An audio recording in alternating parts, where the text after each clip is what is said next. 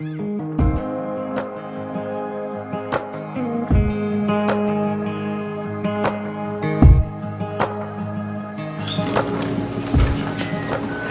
du Seigneur soit béni. Amen. Le nom du Seigneur soit béni. Amen. Salut. Il y en a beaucoup qui l'ont oublié.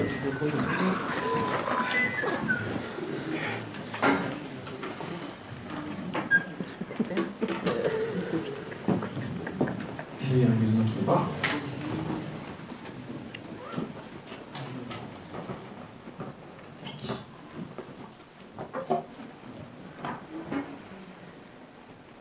Trop plus grand, mais pas tant que ça.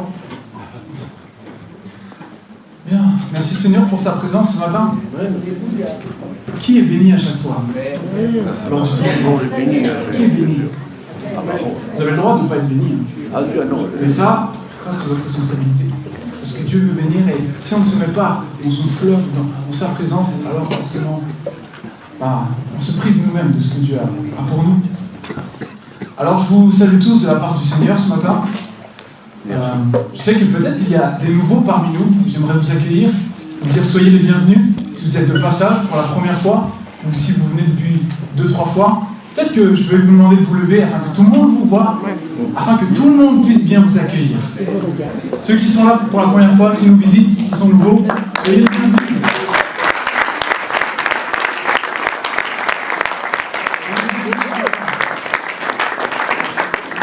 Soyez bénis de la part du Seigneur. Amen. Seigneur, on va vous parler. Alors, qui est prêt ce matin à recevoir la parole de Dieu? Amen. Amen.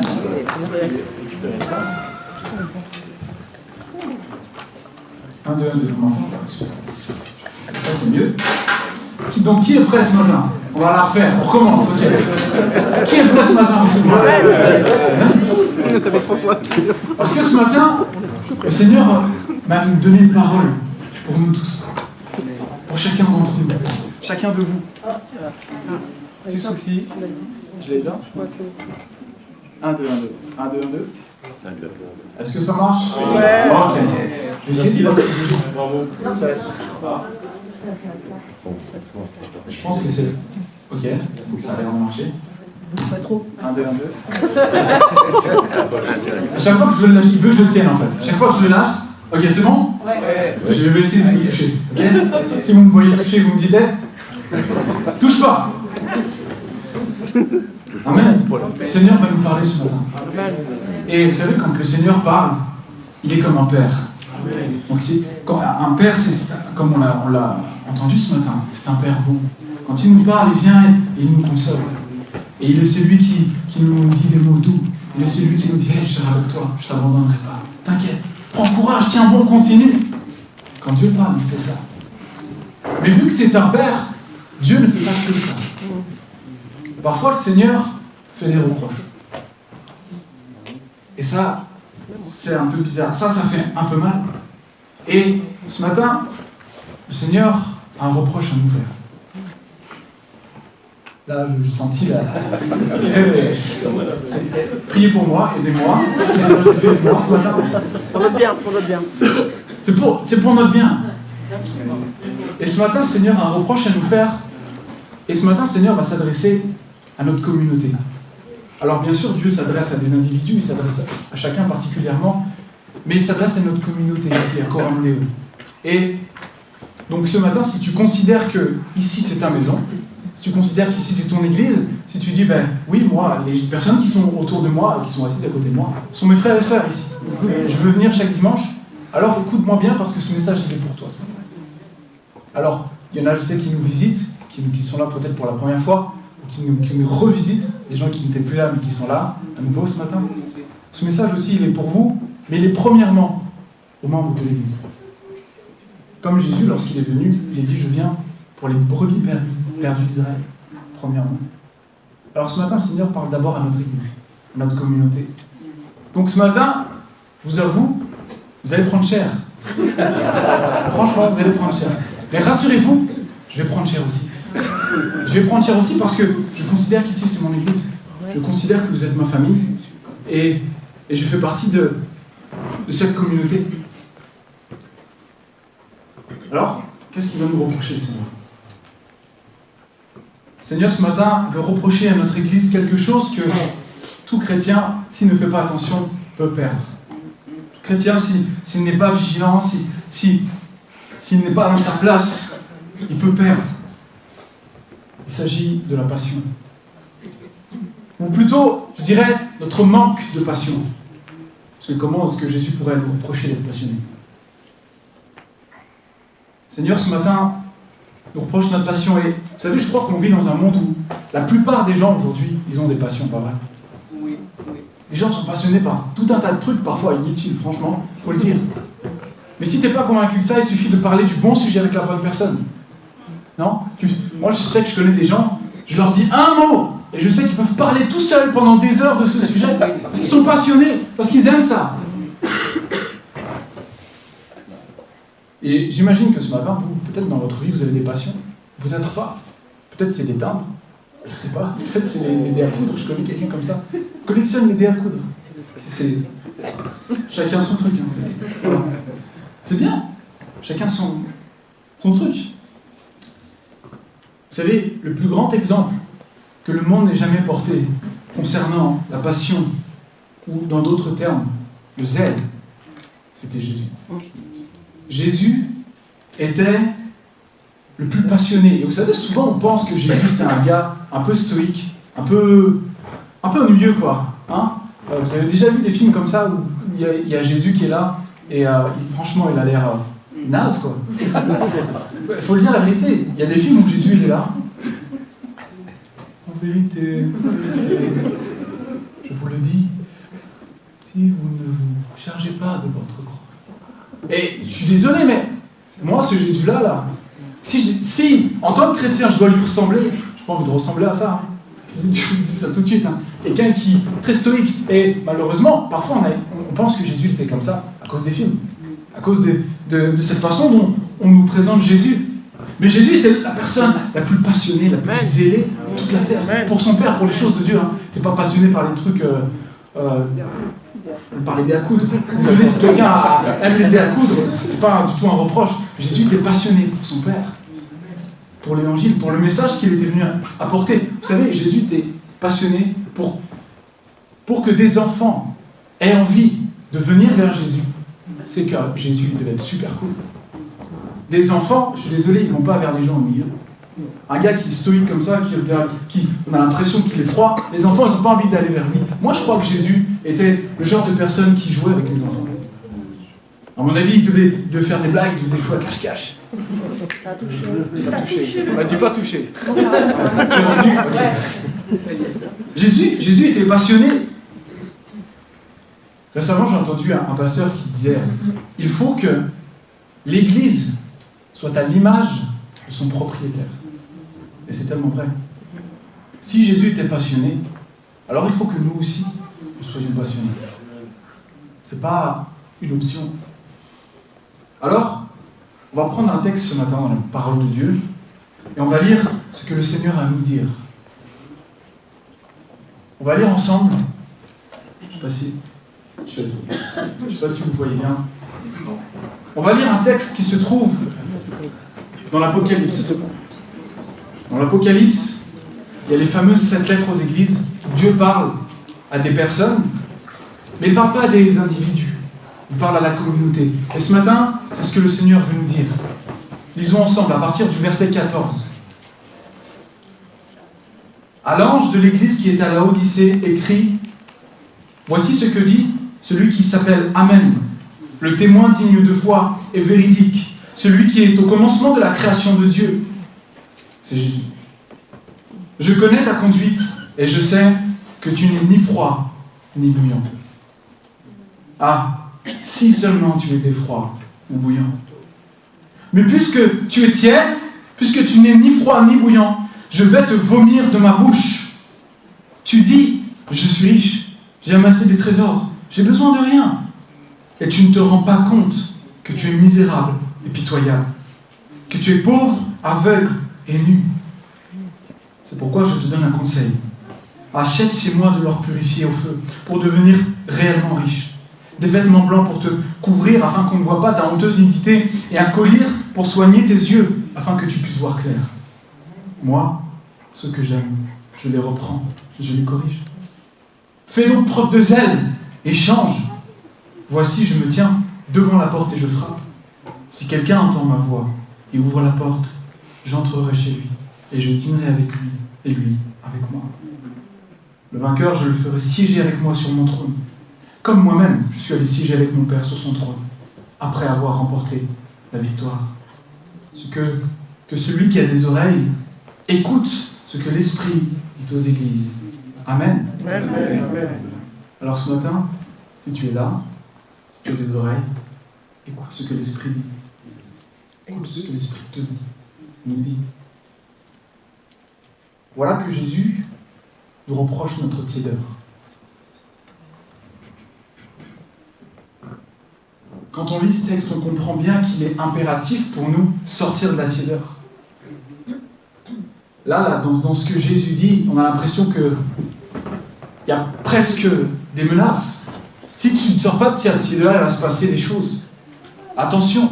Et d'ailleurs, même ta tiédeur t'a amené à faire des choses qui sont contre ma volonté.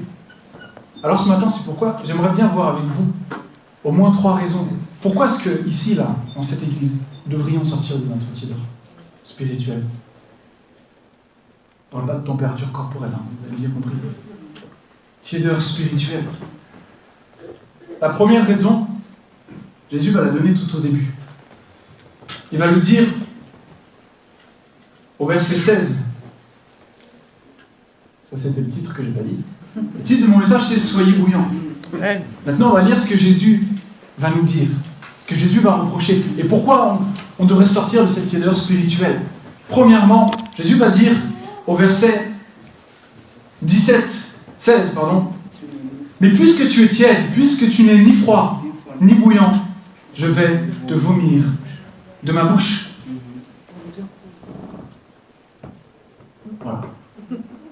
Premièrement, nous devrions sortir de notre tiédeur parce que sinon Dieu va nous vomir. Dieu va nous vomir. On a tous déjà vomi. C'est vrai? Ou au moins quand vous étiez petits. Qui aime ça? À part les gens avec des soucis, il y en a. Mais qui aime vomir? Peut-être ça, il y en a au milieu de nous, ça fait longtemps que tu n'as pas vomi. Ne vous inquiétez pas, on ne va pas parler de vomi jusqu'à la fin. Ça dure 2 minutes. Mais personne n'aime ça, le moment de vomir. Le moment où on est la tête dans la cuvette ou dans un seau ou je ne sais quoi, et l'estomac se contracte et ça sort, ça fait pas du bien. Il y a même des gens qui ont des phobies de ça. Il y a des gens qui ont peur de vomir et qui essaient de tout faire pour ne pas vomir. Mais non seulement le moment où on vomit, c'est... Il y en a qui sont déjà pas bien. Désolé. Mais non seulement ça fait pas du bien, mais il y a tout le avant. Vous savez, ce moment où on sent qu'il y a quelque chose qui ne va pas là. J'ai mangé un truc pas frais, ou il se passe un truc à l'intérieur, puis on sent, et puis parfois on peut avoir des sueurs, puis parfois on peut commencer à avoir froid, et puis vraiment être pas bien, vraiment être presque dans un état d'hypoglycémie, et commencer à avoir la tête qui tourne, etc., etc. Jusqu'au moment où ça sort. On a tous ce moment où on sent la nausée. Et vous savez, en tant que peuple de Dieu, on peut faire ressentir des choses à notre maître. Dans la parole de Dieu, lorsque tu peux lire l'Ancien Testament, lorsque le peuple d'Israël ne se comportait pas comme Dieu l'attendait, on peut voir à plusieurs reprises que Dieu se met en colère. Il dit « Mon peuple, tu ne fais pas ce que je te demande. » À d'autres endroits, on peut voir que Dieu est dans la joie face à son peuple qui écoute ce qu'il fait, qui pratique les voies de l'Éternel. Dieu est dans la joie. Puis à d'autres moments, son peuple est opprimé, son peuple crie à lui, et puis Dieu est dans la compassion, Dieu est dans la tristesse à l'égard de son peuple.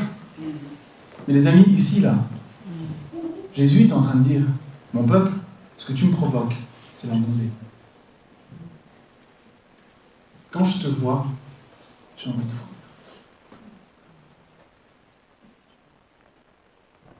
Vous avez dit qu'on allait prendre cher. Quand je te vois, j'ai envie de vomir.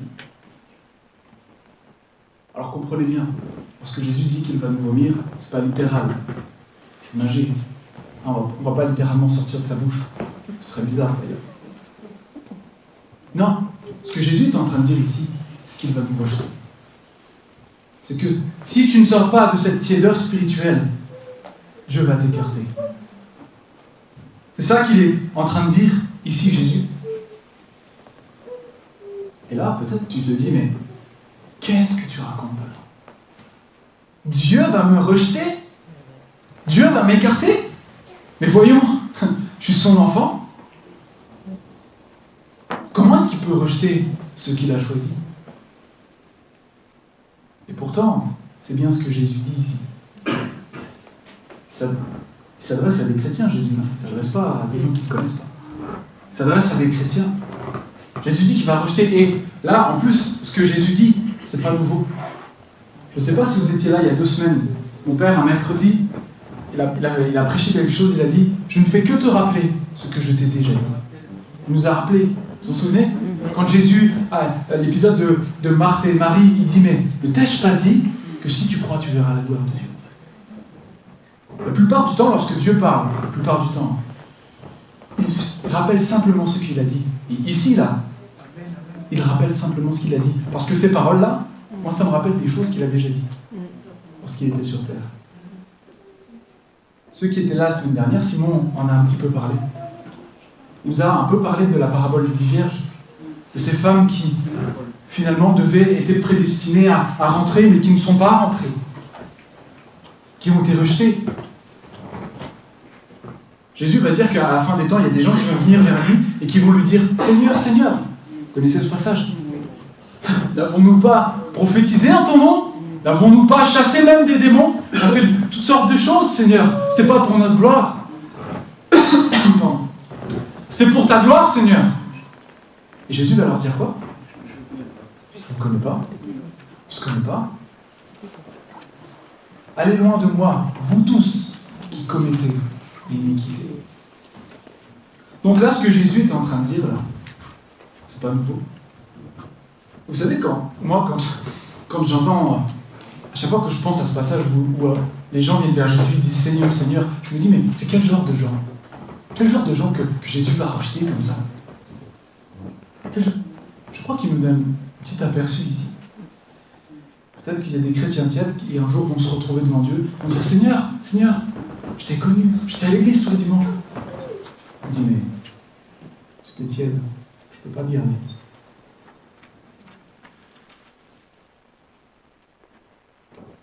Alors on pourrait se dire mais pourquoi est-ce que Jésus rejetterait les tièdes?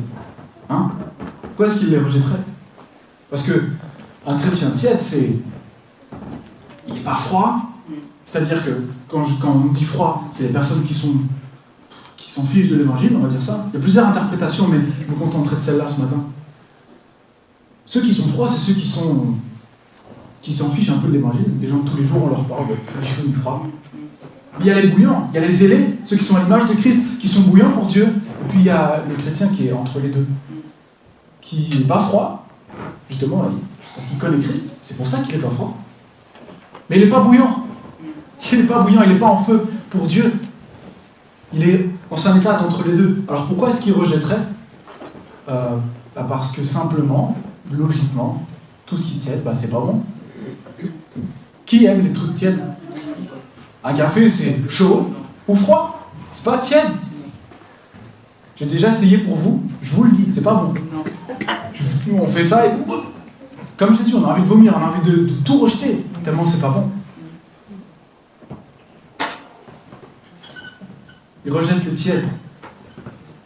Et le chrétien tiède, c'est, comme je le disais, celui qui n'est pas froid, mais celui qui n'est pas chaud.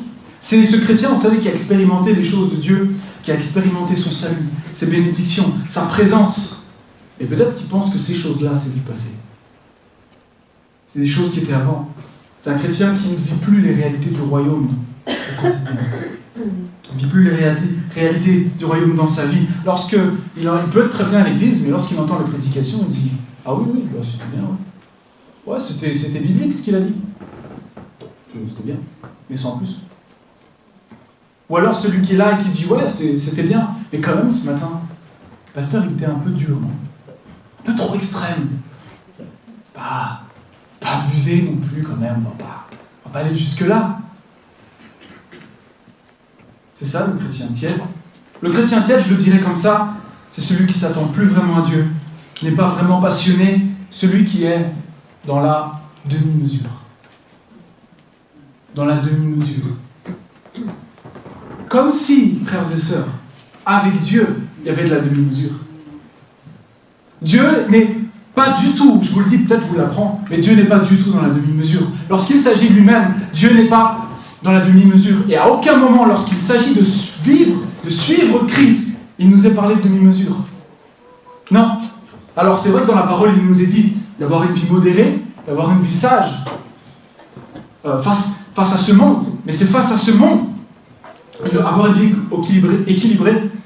Mais à aucun moment, lorsqu'il s'agit de suivre Jésus, nous sommes appelés à la modération. À aucun moment. Vous savez, à l'époque de Paul déjà, il y avait des chrétiens qui pensaient que Paul, il était trop extrême. Ce qu'il disait, ce qu'il faisait, ce qu'il vivait là. Calme-toi un petit peu, Paul. Redescends sur terre. Ok?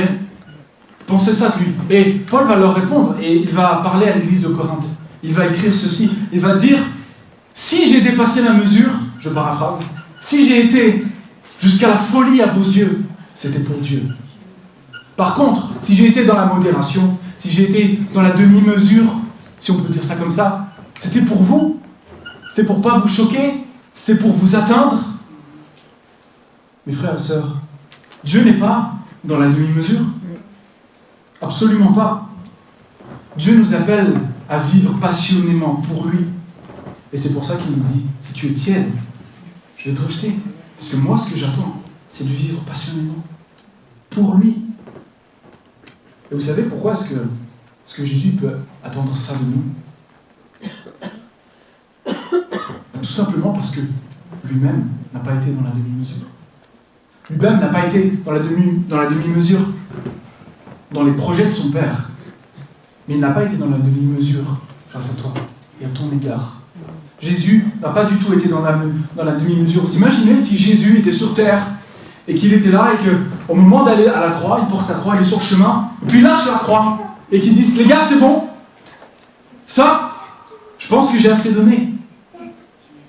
Je vous ai guéri, je vous ai délivré, je vous ai même nourri.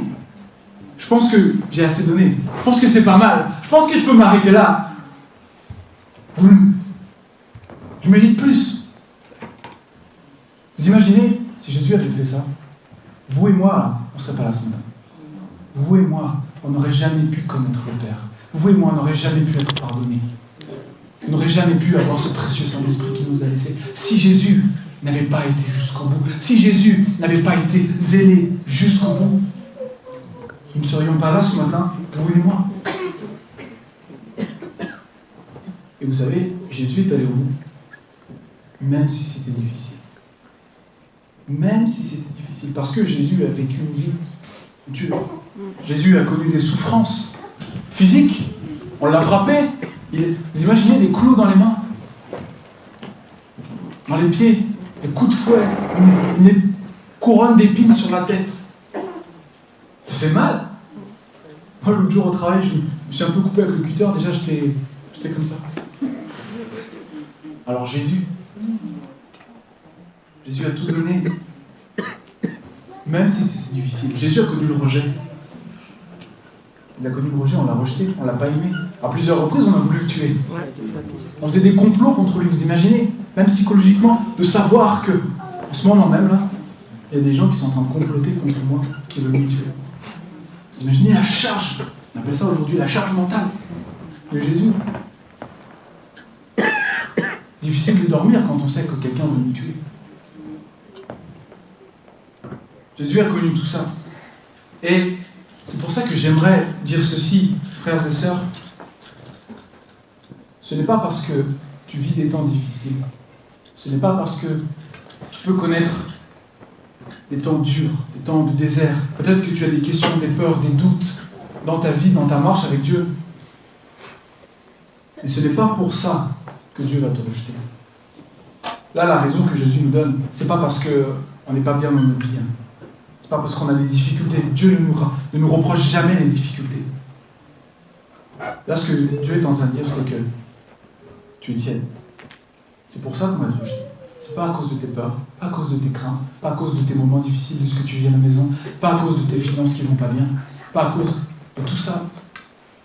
Et j'aimerais te dire, tu peux vivre dans des moments difficiles comme ça, être complètement déboussolé, et dire mais j'ai l'impression que je ne vois plus Dieu, j'ai l'impression que rien ne va, et quand même être obéissant. Quand même être bouillant pour lui, parce que Jésus, il a connu tout ça, et il était quand même bouillant. Il était quand même passionné pour son Père. Vous imaginez, Jésus, il a été jusqu'à l'angoisse, il a transpiré du sang. Les médecins disent que c'est un état d'angoisse extrême. Et pourtant, il a été jusqu'au bout. Il a toujours été passionné. Alors ce matin, Dieu nous dit que si tu restes tiède, spirituellement, il va nous rejeter. Et frères et sœurs, j'ai pas envie que aucun d'entre nous puisse être rejeté par Dieu. Surtout qu'il le dit à notre communauté. Parce qu'il nous appelle à sortir de cet entre-deux spirituel. Donc la première raison, c'est qu'il va nous rejeter. La deuxième raison, on va le lire, c'est que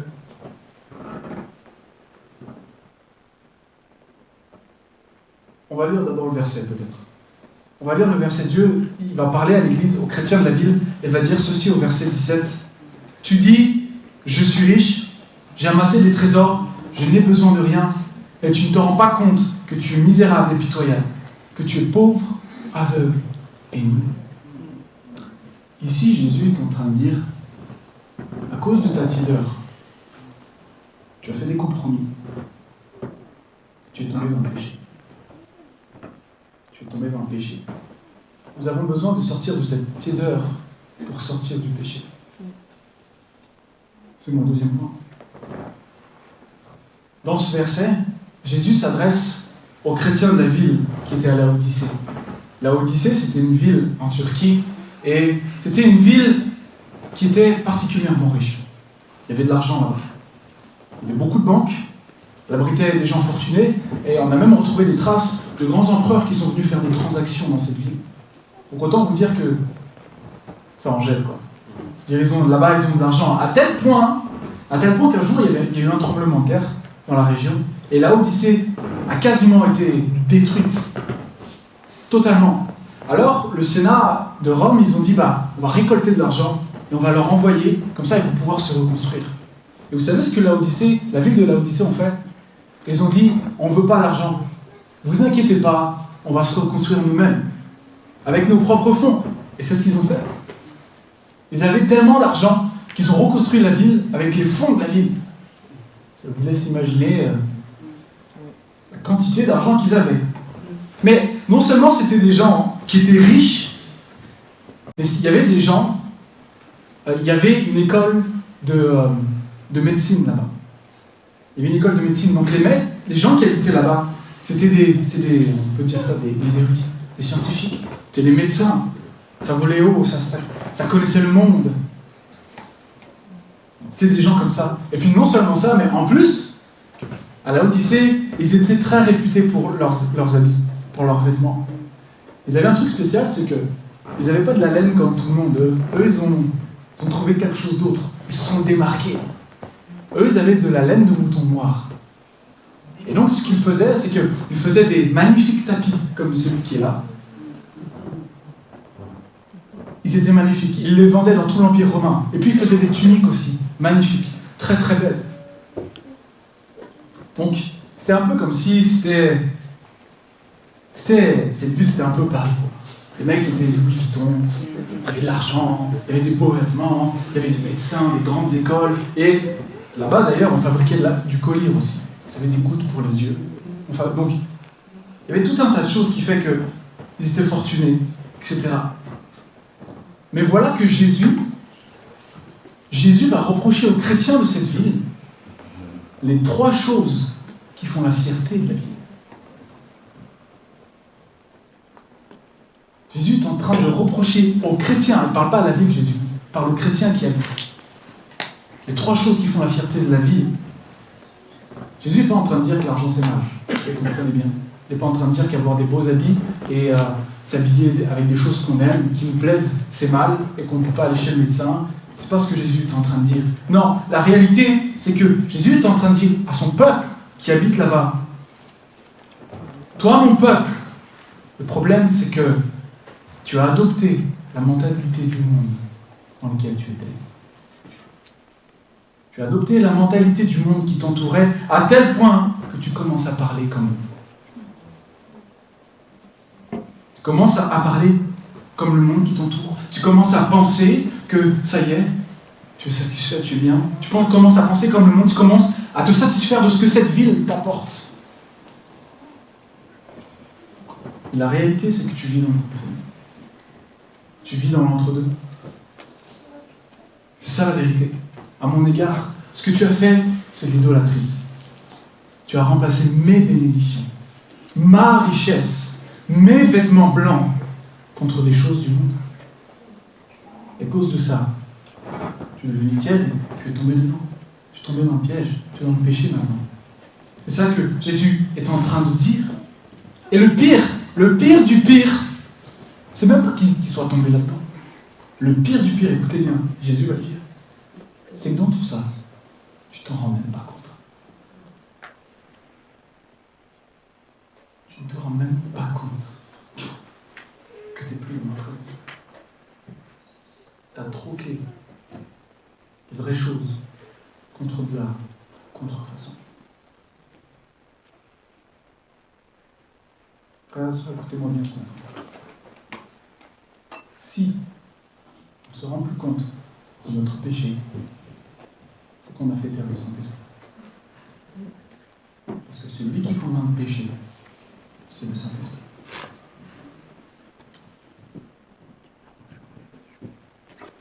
Si tu ne te rends plus compte de ton péché, c'est que le Saint-Esprit s'est éteint. C'est qu'il a fait silence. Le Saint-Esprit fait silence. C'est si on ne donne pas la parole, il ne parlera pas. Et je crois qu'il n'y a rien de pire qu'un chrétien qui n'entend plus le Saint-Esprit.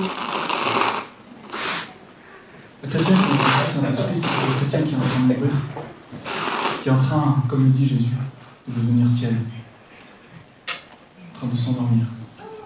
Attention, parce que quand tu t'endors, tu tombes dans le compromis, et du coup, tu tombes dans le péché.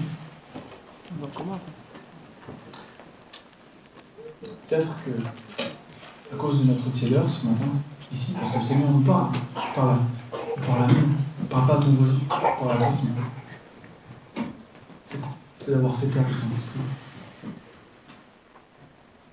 Bien aimé, lorsqu'on met le Saint-Esprit à côté, il n'y a plus de vie, il n'y a plus de passion, il n'y a plus de zèle.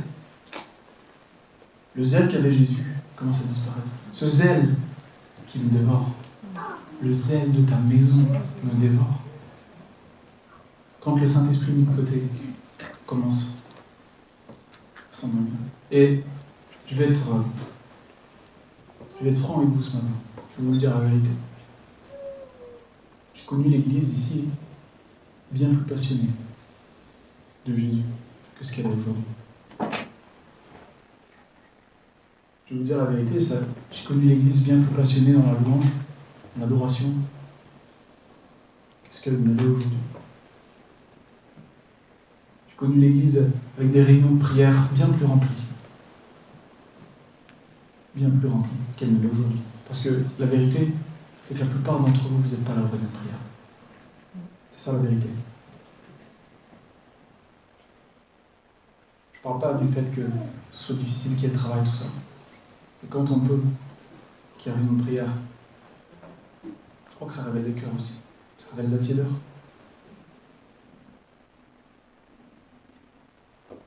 Je crois aussi que même dans ces réunions de prière, j'ai connu des réunions de prière bien plus passionnées dans ces demandes à Dieu. Des réunions de prière où on s'attendait vraiment à ce que Dieu nous réponde. Des réunions de prière où il ne fallait pas attendre 3-4 minutes avant que quelqu'un se mette à prier. Qu'il qu'il y a un silence qui règne comme ça. Je ne dis pas que le silence c'est mal, mais quand c'est systématique, je crois qu'il y a quelque chose qui ne va pas. Lorsqu'on met le Saint-Esprit de côté dans nos vies, voilà ce qui arrive. C'est l'heure qui vient, qui prend place. Et je crois que l'église de Laodicée, c'est ce qu'elles avaient fait.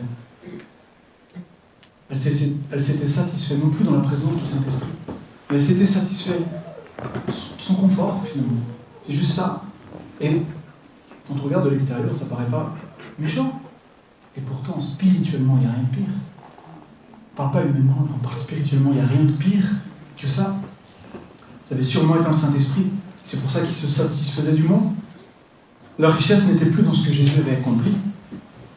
Leur richesse n'était plus de savoir que leurs vêtements avaient été lavés par le sang précieux de Jésus. Ils ne voyaient plus le monde comme ils devaient le voir. Ils le voyaient avec des yeux terrestres, ils voyaient leur richesse, ils voyaient tout ce qu'ils avaient à disposition. Ils ne voyaient plus avec les yeux de la foi. Ils marchaient par la vue, ils ne marchaient plus par la foi. Leur satisfaction n'était plus dans le fait de savoir qu'ils pouvaient avoir une nouvelle vision du monde. Leur richesse n'était plus dans ce que Jésus avait accompli, non. En fait, ils avaient idolâtré leur situation, leur richesse et leur confort. Et c'est pour ça, frères et sœurs, que, ici, nous devons sortir de notre idole.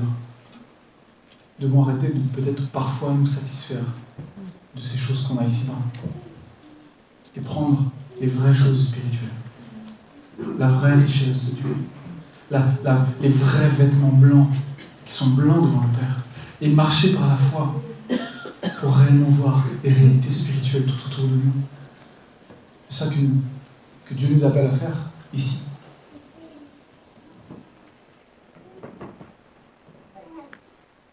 La troisième et la dernière raison de pourquoi nous devrions sortir de notre tideur, c'est parce que je crois que c'est un commandement.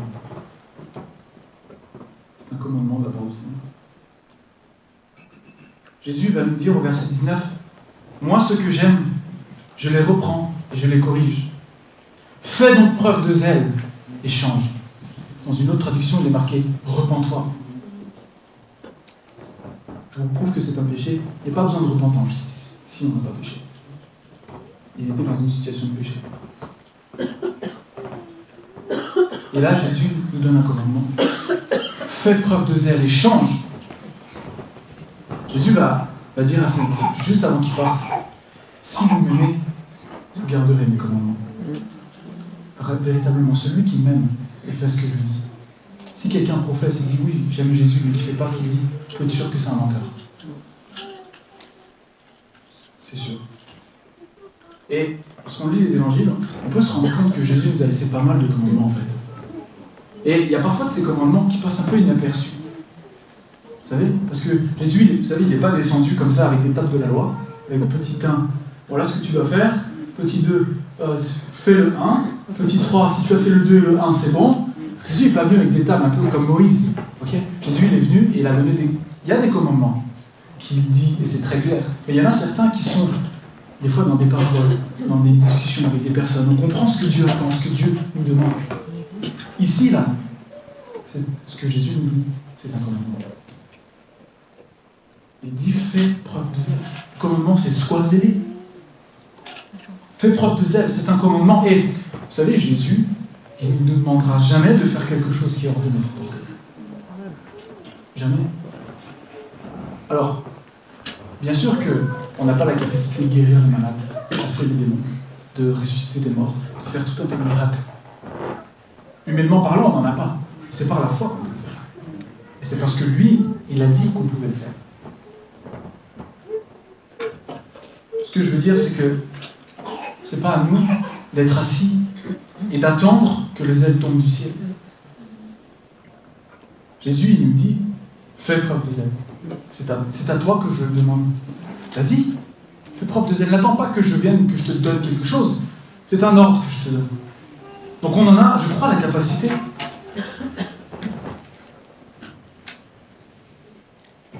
C'est à nous de choisir de l'être. Ça ne va pas tomber du ciel. C'est notre responsabilité d'être zélé. Ce n'est pas celle de Dieu.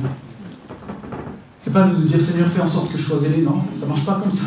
Non, Dieu dit, c'est moi qui commande ou comment ça se passe? Sois zélé. Voilà ce que j'attends de toi. Fais preuve, sorte de cette tiédeur. Vous savez, ça peut parfois être compliqué, je comprends. Parce que la tiédeur, c'est pas, vous savez, c'est pas quelque chose qui vient comme ça. Genre, c'est pas quelque chose qui passe. Ce que je veux dire, c'est que c'est un état. La tiédeur, c'est quelque chose qui dure. Et je crois que on a un combat aussi à mener. On a un combat pour ne plus être tiède. Jésus, il va le dire à la fin. Au vainqueur, je te donne aussi ma place. Au vainqueur. C'est-à-dire que même s'il nous fait un reproche, il dit il y a une promesse pour toi. C'est que si tu combats cette tiédeur, je te donnerai la victoire. Comme moi-même j'ai eu la victoire. C'est ça que dit Jésus. Mais je vous avoue, frères et sœurs, que faire preuve de zèle, ça peut faire peur. Ça peut faire peur parce que le zèle, ça va nous pousser parfois à faire des choses qui sont folles. Folle, j'entends folle aux yeux des hommes. Je veux dire, si on regarde de l'extérieur, il est fou, lui. Le zèle pour Dieu, le zèle pour sa maison, pour sa passion, pour Christ, va nous parfois nous pousser à faire des choses qui sont folles aux yeux des autres.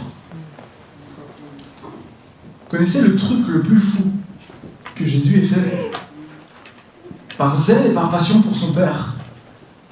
Vous savez, c'est quoi le truc le plus fou qui sont dans les évangiles? Qu'il ait fait par zèle, par amour et par passion pour son Père. Vous savez pas? Je vais vous aider ce matin. C'est de mourir. C'est de mourir.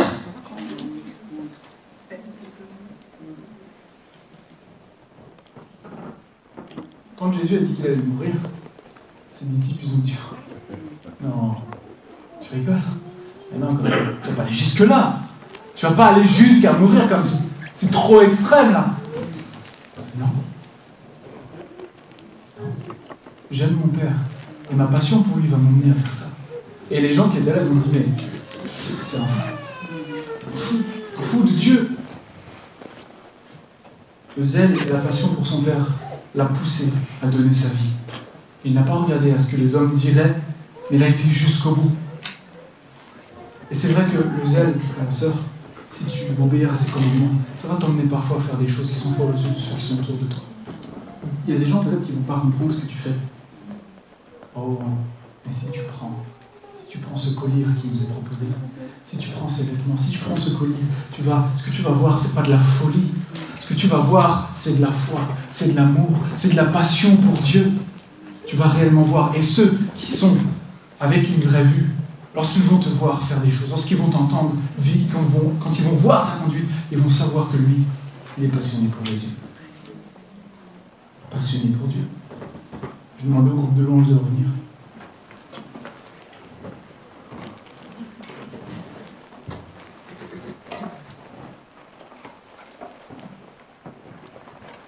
Notre responsabilité ce matin, c'est d'être unis entre nous. Si tu es un chrétien tiède et que tu m'écoutes, cela veut dire que tu as connu le feu. Tu as connu. Tu as été mouillé un jour. Tu as été en feu et que tu as commencé à te refroidir.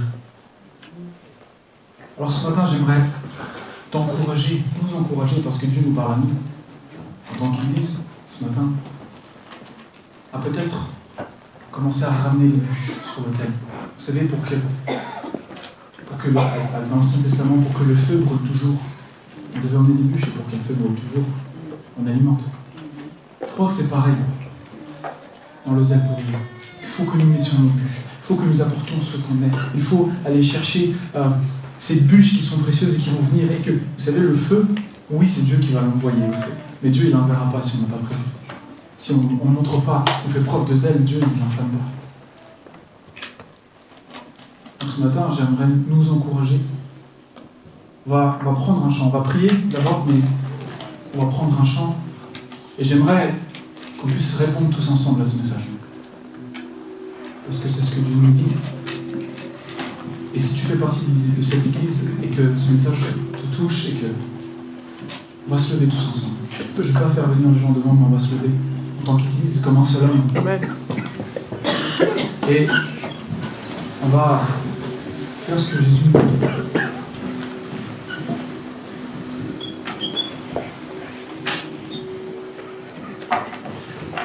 On va faire ce que Jésus nous dit et on va se repentir. On va se repentir, on va lui dire Seigneur, ce qu'on veut c'est de trouver pour toi. C'est vrai qu'on était dans un état petit beurre, mais Dieu nous appelle ce matin à sortir de cette état. Alléluia. Amen. Amen. Alors on va prier ensemble.